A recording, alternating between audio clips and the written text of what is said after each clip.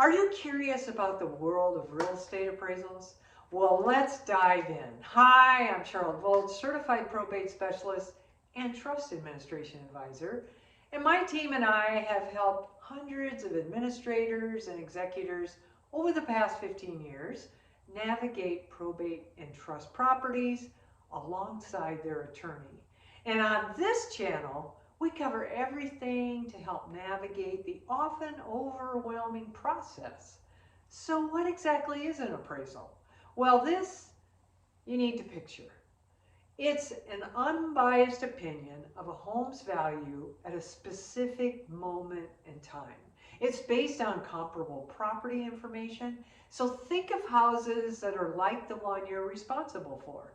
And the buyer is considering, and then located within a half a mile or so, we look at all those properties. This all-important appraisal is conducted by an independent expert and appraiser. And guess what? They're typically hired by the lender to determine the current market value of the property. That's what they're going to lend on. This is essential as it offers a fresh perspective of the property and its price, and it's influenced by its condition. An appraisal can reflect the current state of the property, or it can predict its potential value after certain improvements. Now, let's walk through the probate appraisal process. Imagine you've just approved the contract on the home you're responsible for. Within a day or two, the lender contacts an appraisal company. The buyer usually pays up front for this service, somewhere around $500. Why? To ensure the appraisal is covered, even if they later pull out of the purchase transaction.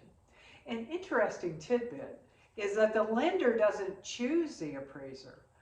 Now, once the appraisal date is set, it typically is the listing agent's job to grant the appraiser access to the home, and this is a moment we've all been waiting for. The home needs to be in its best condition at the time, and the goal? To get the property value as high as possible. The appraiser will be equipped with data on comparable property sales and, if relevant, details on potential repairs to boost the property's value. Now, once they have explored every nook and cranny and documented everything and gathered all the necessary information, they'll send a report to the lender. And here's an insider tip. There's this thing called an appraisal gap. It's when a buyer agrees up front to cover a certain amount if the appraisal falls short. So say they're eyeing your house listed at $625,000, but they offer $675,000.